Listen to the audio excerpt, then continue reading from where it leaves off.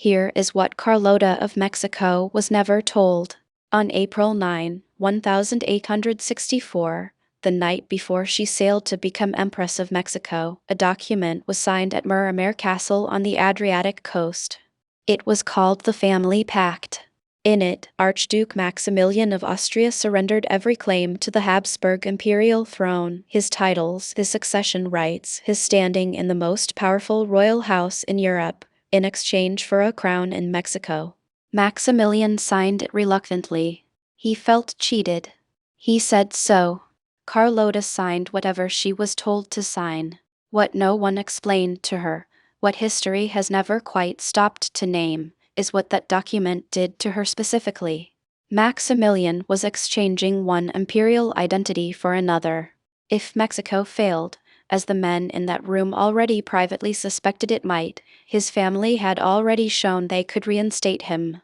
In 1867, while he sat in a prison in Querétaro awaiting execution, Austria offered to restore every title he had surrendered. He only had to abandon Mexico. He refused. That was his choice to make. But Carlota had no titles to recover, no rights to reinstate, no clause in the document that said, "And if this ends, here is what she receives." The moment she stepped off the ship at Veracruz, everything she was, her legal standing, her financial security, her position in two royal families, depended entirely on one thing: the survival of an empire that was already failing when they arrived. She was 23 years old. No one told her that was what she had signed. The rule stated plainly, to enter the highest tier of European royalty as a woman, you had to be beautiful, educated, pious, and above all, marriageable before you were permitted to be anything else. Charlotte of Belgium was born on June 7, 1840, at the Palace of Laeken outside Brussels. She was the only daughter of King Leopold I of Belgium, the man European diplomats called the uncle of Europe for his extraordinary talent at positioning his children and relatives on thrones across the continent. Her mother, Louise of Orleans, was the daughter of the King of France. Her grandfather, on her father's side, was the Duke of Saxe-Coburg and Gotha. By birth, Charlotte was threaded into nearly every ruling house in Europe. She was also, by every account, exceptionally intelligent.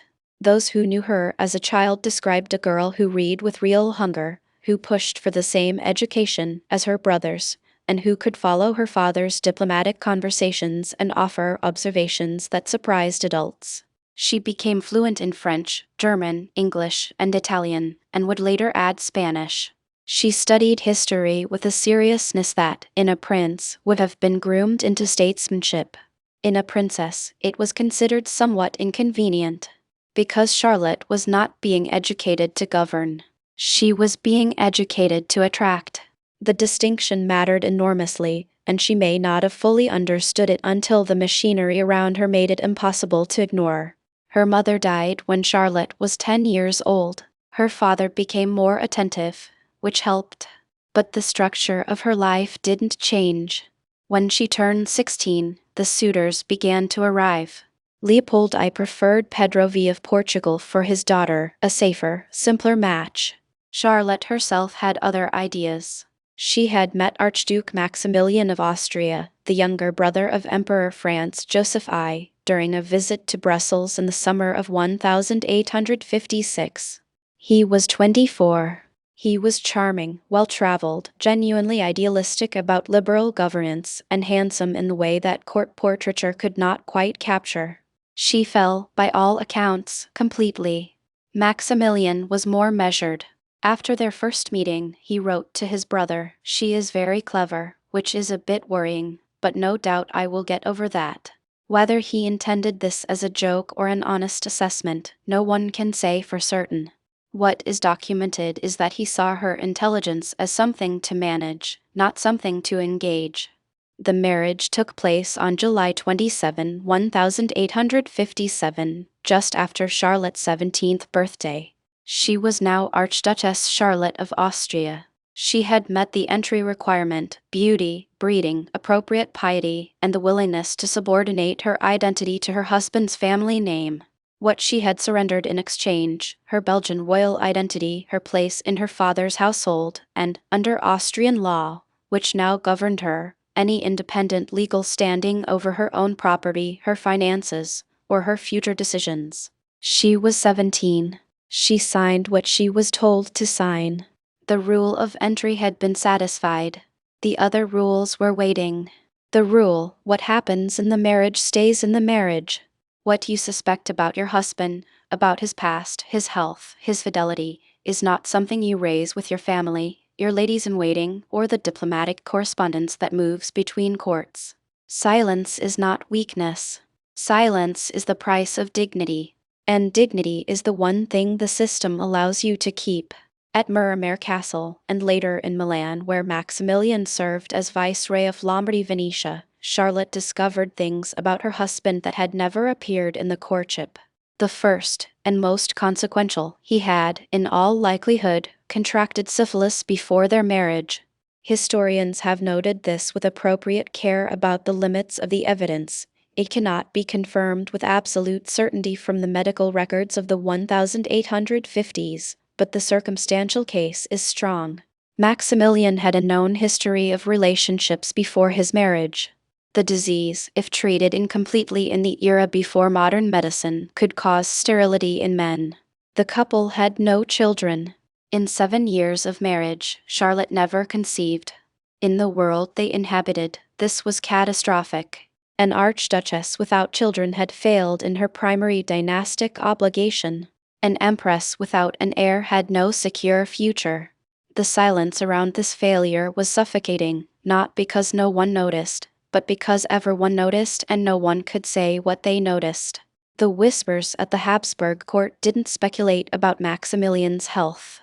They speculated about Charlotte's fertility. This was the rule of silence in operation. The problem was named in the wrong place, assigned to the wrong person, and the person to whom it was wrongly assigned was expected to carry it without objection. What Charlotte was not permitted to say, that the cause might be his history and not her body, that the failure was not hers alone, that she had arrived in this marriage whole and something had been taken from her that she hadn't been told about. The second thing she was not permitted to say, Maximilian was involved with other women. In Mexico, at the imperial retreat they built at Cuernavaca, a lush property in the highlands, 2 hours from the capital, contemporaries recorded that Maximilian's attachment to the climate was accompanied by an attachment to a young woman named Concepcion Sedano y Leguizano, reportedly the daughter of one of his gardeners. She was around 17 years old. She later gave birth to a child she identified as Maximilian's son. Charlotte was in Mexico when this was occurring. She had crossed an ocean, surrendered her legal standing, and taken the name Carlota to sound more like the country she had come to govern, and she was expected to observe the rule of silence about a situation she had never consented to and could not address without being accused of the greater scandal. The rule of silence was not a personal failing. It was the architecture of the institution. You protected the name. You protected the dynasty. You absorbed what was done to you and performed composure so perfectly that composure became indistinguishable from you. She was silent. She remained composed. And the silence ate her alive, because it consumed the energy she might otherwise have directed at the political catastrophe building around them, leaving her with no one, in either hemisphere, to whom she could speak honestly about what was happening in her own life. The rule, the wife protects the husband's position, not because the husband has earned it in every instance, because the system requires it, because if she withdraws that protection, if she tells the truth about his limitations, his failures, his wavering, everything collapses, his reputation, her standing, the dynasty that justifies the entire arrangement. What Carlota discovered in Mexico, beginning in 1864, was something no one in Europe had adequately prepared her for. Maximilian was not built for what Mexico required. He was genuinely kind. He was sincerely idealistic, in fact, so idealistic about reform that he horrified the Mexican conservative faction that had invited him, when he refused to reverse Juarez's reforms or restore church property. He invited Benito Juarez himself to join the imperial administration, which was so politically extraordinary that it managed to alienate both sides simultaneously. He was also, constitutionally, incapable of making the rapid, ruthless decisions that ruling an occupied country during active civil war demanded. Carlota could see this. She compensated. When Maximilian traveled, it was Carlota who remained in Mexico City to administer the government. When he retreated to Cuernavaca to manage his gardens and his private life, she was in the capital managing the affairs of state. Some historians have documented her as the first woman to govern Mexico in any official capacity, even if that capacity was never formally named, because the formal naming of a woman's governing role was something the system did not permit. She wrote policy memoranda. She conducted diplomatic correspondence. She hosted the dinners, managed the court protocol, and demonstrated, in document after document, a clearer understanding of the political situation than most of the men nominally in charge of it. She learned Spanish. She studied Mexican history and indigenous cultures with genuine seriousness, writing that previous governments had failed because they had never built any relationship with the indigenous population, which was the only one that works and enables the state to live. The loyalty rule required that she put all of this intelligence entirely in service of him, not of her own judgment, not of her own assessment of what Mexico needed. His name, his crown, his survival as emperor. The system had no name for what she was actually doing, governing, clearly and effectively, because giving it a name would have raised questions about why the man with the title was somewhere else while his wife ran the capital. In August 1864, while Maximilian traveled through the interior of Mexico meeting officials and visiting towns, Carlota served as regent in Mexico City. This was not symbolic. She managed the actual business of government. And in late 1865, when the situation in the Yucatan required a visible imperial presence, it was again Carlota who went, not because Maximilian was ill, but because Maximilian could not leave Mexico City, and someone had to go. In 1866, when Napoleon Roman III announced the withdrawal of French troops, the military backbone of the entire enterprise, Maximilian began to collapse. He contemplated abdication. He packed his luggage. He wrote letters. He wavered for months in the way that he had always wavered when confronted with irreversible decisions. Carlota argued against it.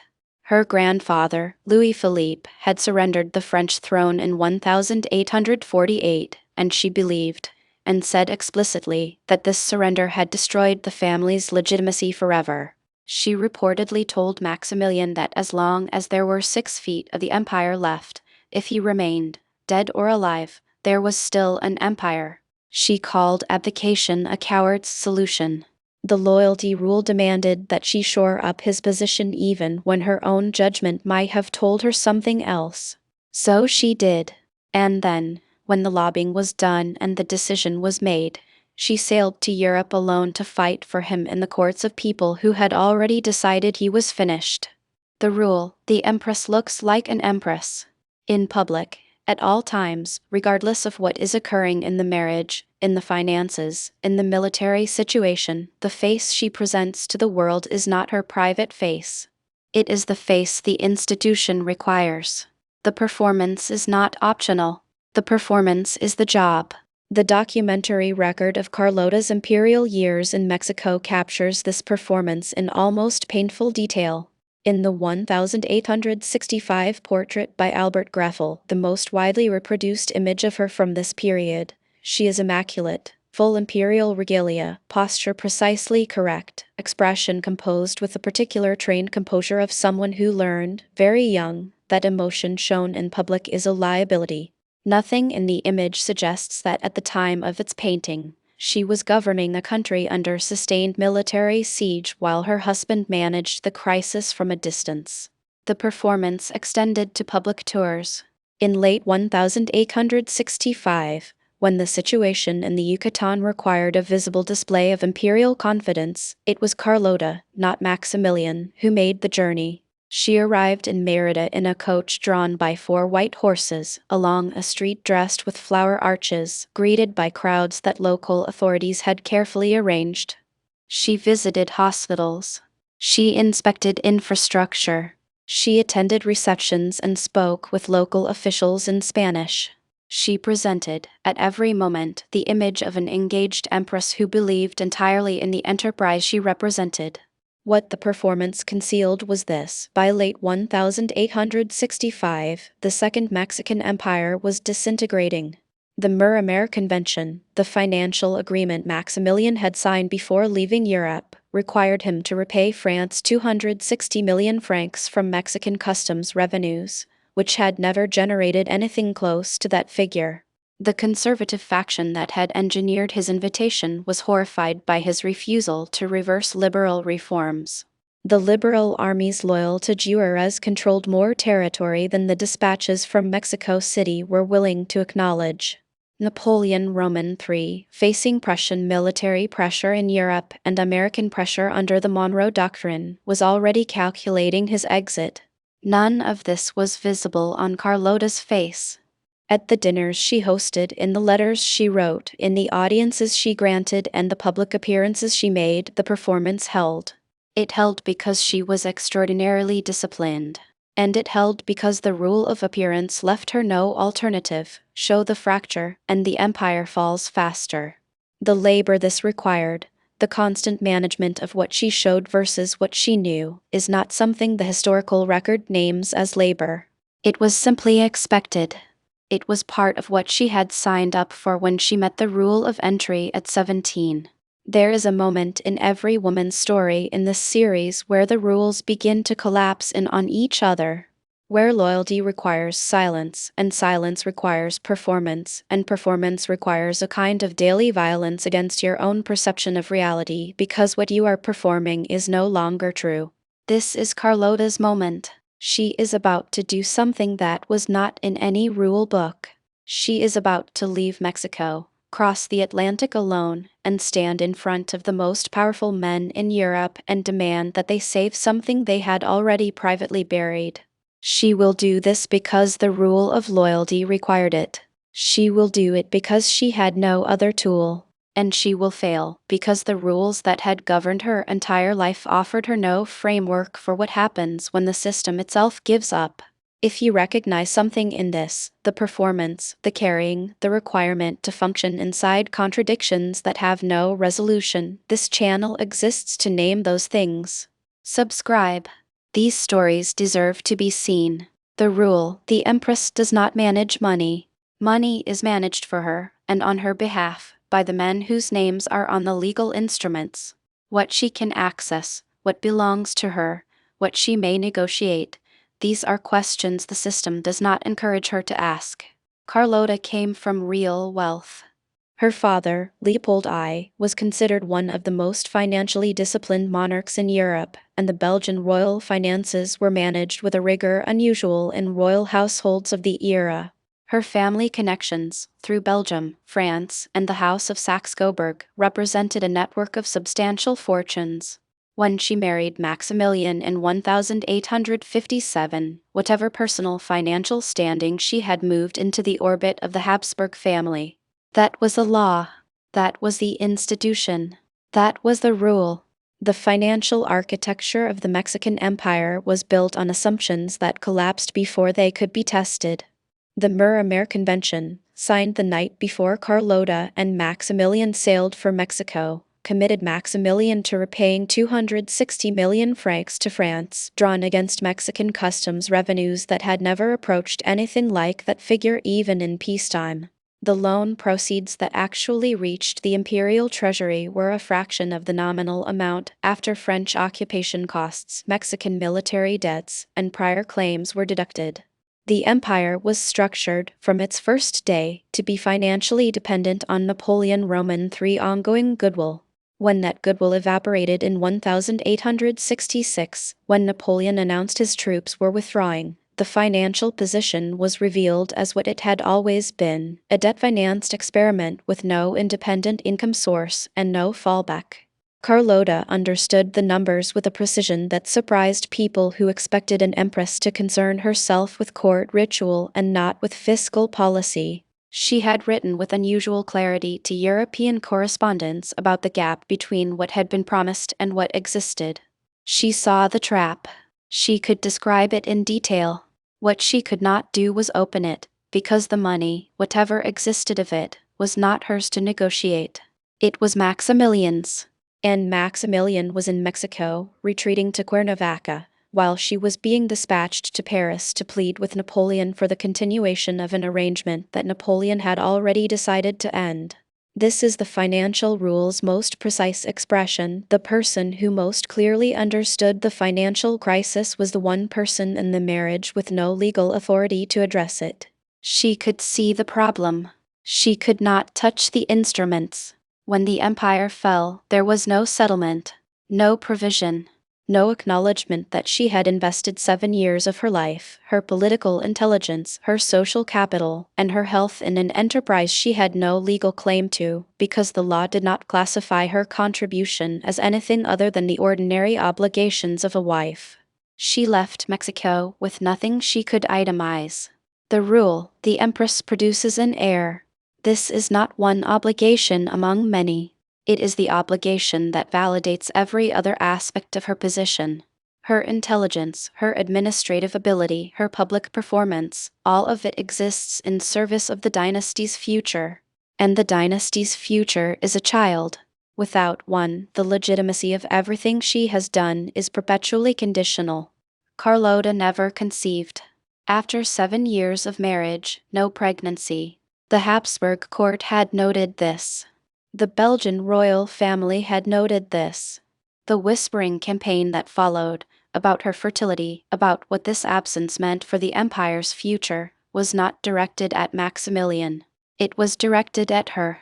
This was the rule of silence reinforced by the rule of motherhood. The failure was located in her body, not in the history of the man she had married. In late 1865, the pressure produced one of the most revealing episodes of the entire imperial period. Maximilian arranged the adoption of a 2.5-year-old boy named Augustin de Iturbide, grandson of Augustin de Iturbide I, the man who had briefly ruled Mexico as emperor in the early 1820s before being deposed and executed.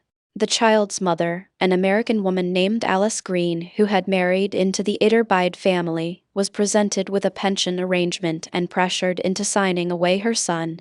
She signed. She then traveled as far as the city of Puebla, changed her mind, turned around, and came back for her child. There was an international dispute. She began publicly stating that the Emperor of Mexico had effectively stolen her son. The episode became a diplomatic embarrassment, because it was exactly that. It was the public spectacle of an emperor so desperate for a dynastic solution that he had reached for another woman's child and refused to give him back.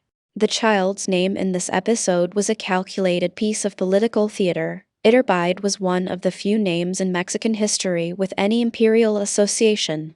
But the adoption of a child with a tenuous claim to Mexican legitimacy, forced through a coercive arrangement that humiliated an American mother and produced an international incident, was not a dynasty.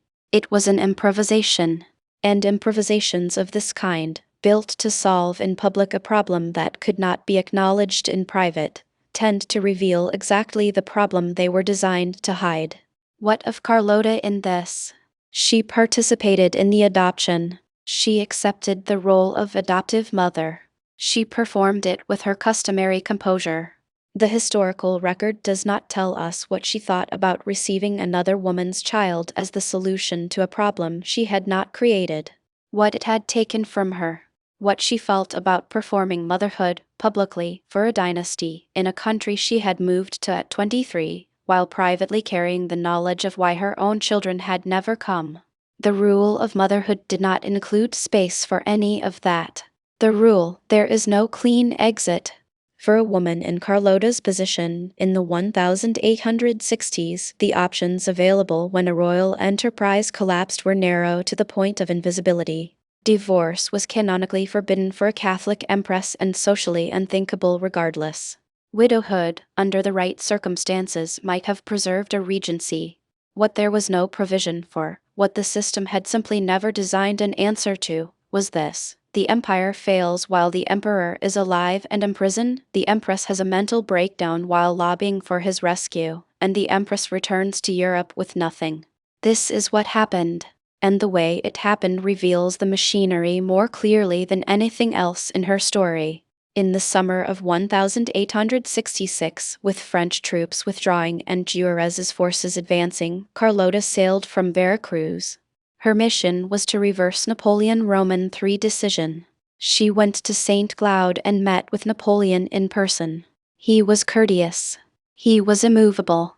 The French were leaving, and he recommended that Maximilian abdicate. She went to Vienna. The Habsburg court expressed sympathy and provided nothing.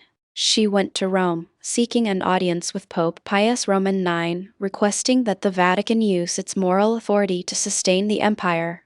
The Pope received her warmly and declined. Then something broke.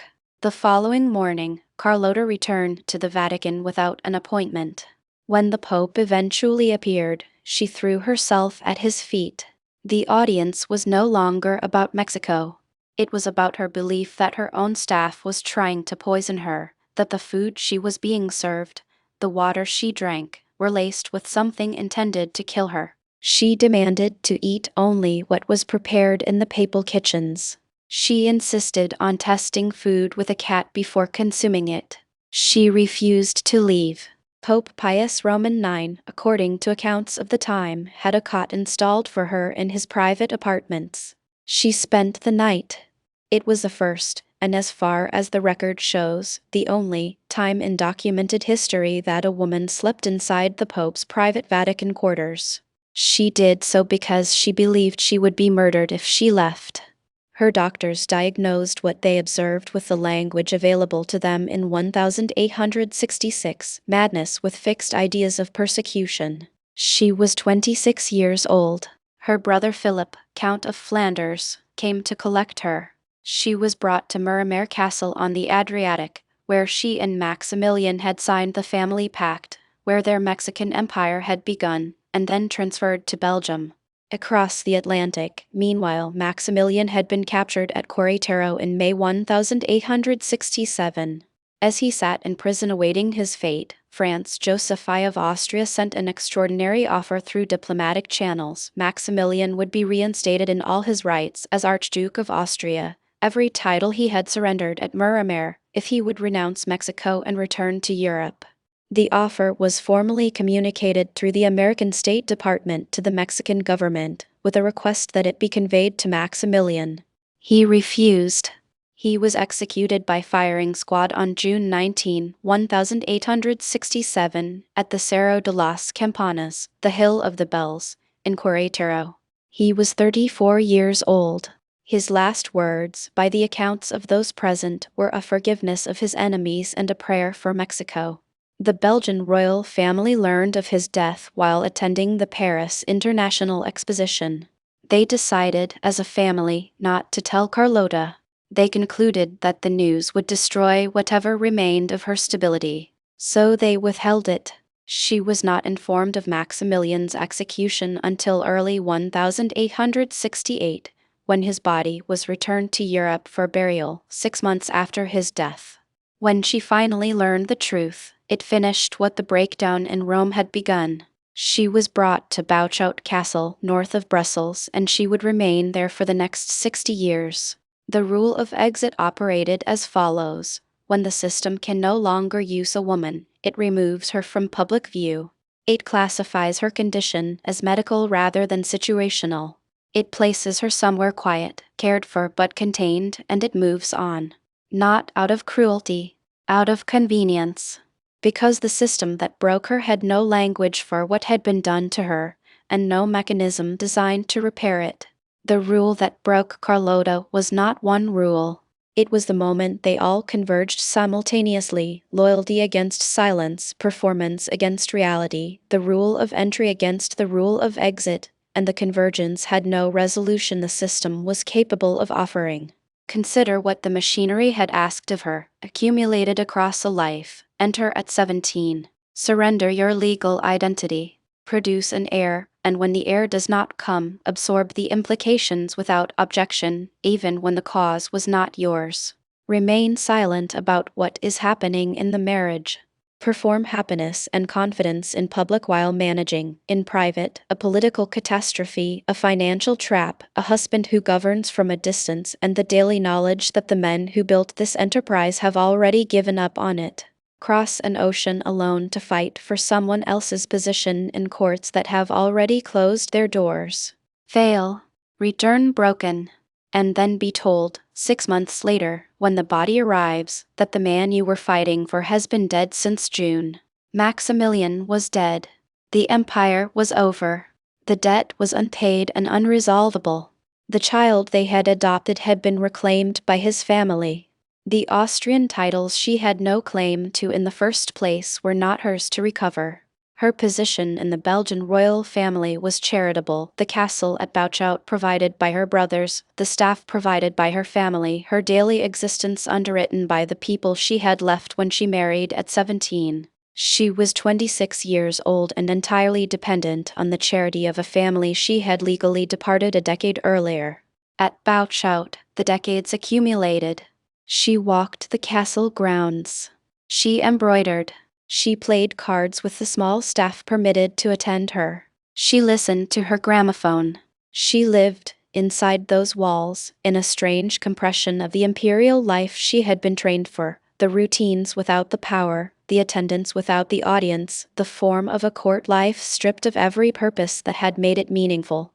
In the periods of documented lucidity, she wrote about Maximilian with a clarity that cuts through the clinical language surrounding her. She described the tributes published in his memory as giving her a sad satisfaction, but said that each new article made her cry again. She was not, in those moments, a woman who had lost her grip on what had happened to her. She was a woman who understood it with devastating precision and had no place to put that understanding. Dynasties fell during her 60 years at Bouchout. The Second Mexican Empire was gone within months of her arrival. The French Empire of Napoleon Roman III collapsed in 1870 after defeat by Prussia. The Austrian Habsburg Empire, the structure that had defined her marriage, required her renunciation, and sent her husband to his death rather than surrender its purity, was dissolved in 1918 in the wreckage of the First World War. 51 years after Maximilian's execution. Carlota outlived it. She outlived every empire involved in her destruction. She was still alive in 1927, in the age of radio and automobiles, in a Belgium that had survived a world war fought partly on its own soil, an old woman in a castle that time had made obsolete and circumstance had made permanent. She died on January 19, 1927. She was 86 years old. She had been at Bouchout for 60 years. The rule that broke her was this: she had been built for a role. The role required everything from her: her legal identity, her reproductive capacity, her intelligence, her loyalty, her silence, her ability to perform in public what she was forbidden to express in private. She gave everything the rule demanded. And when the enterprise that justified the rule collapsed, she discovered that the system she had given everything to had built no provision for her survival. Not inside it, where there was no longer an empire for her to be empress of. Not outside it, where there was no legal or financial framework for a woman who had ceased to be one thing and was not permitted to become anything else. That is the machinery. That is what it built.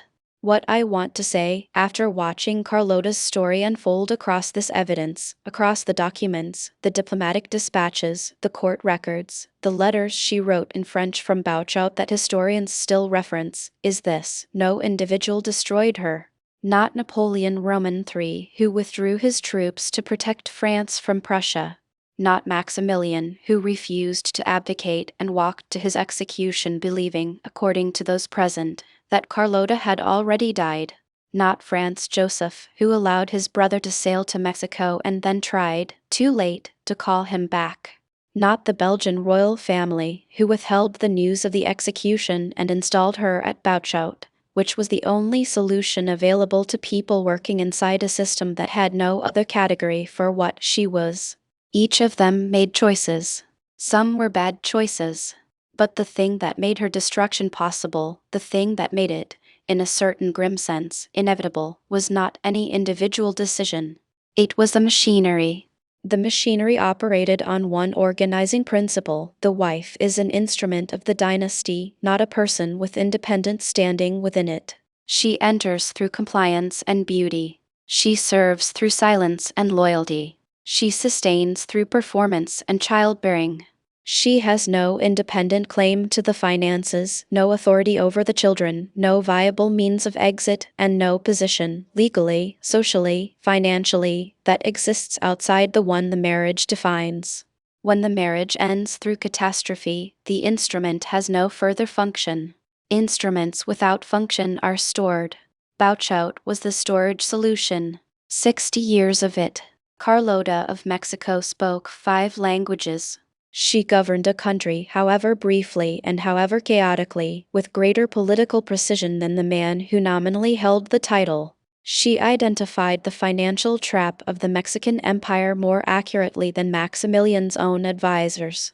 She crossed the Atlantic alone at 26 and sat in the offices of emperors and popes and demanded, in language that was careful and specific and never hysterical, that they honor the commitments they had made. She was not weak. She was not foolish. She was not, at the beginning, mad. She was playing a game whose rules were written to ensure she lost. And when she lost, the same rules ensured that losing cost her everything, and that everything she had invested cost her nothing back. Now you have seen the rules. The question is not whether you are surprised by them. The question is whether you recognize them, in quieter forms, in more modern language, in arrangements that don't call themselves dynasties but operate on the same organizing principle. The woman's investment is not legally legible, and when the enterprise fails, neither is her loss. Carlota died in 1927. Some of these rules are still in the room. They have better furniture now. They go by different names. But the machinery is patient, and it was designed to be invisible. Charlotte of Belgium, Empress Carlota of Mexico, was born June 7, 1840. She died January 19, 1927. She reigned as Empress of Mexico from April 1864 to May 1867. She spent 60 years at Bouchout Castle, Belgium. Maximilian I of Mexico was executed on June 19, 1867, at the Cerro de las Campanas, Querétaro, Mexico. He was 34 years old. His last words included a forgiveness of his enemies and a prayer for his adopted country. The Second Mexican Empire was abolished the same year. The Habsburg Empire, which required Maximilian to renounce his succession rights as the price of the Mexican crown, dissolved in November 1918, 51 years after his execution. Carlota outlived every empire involved in her story.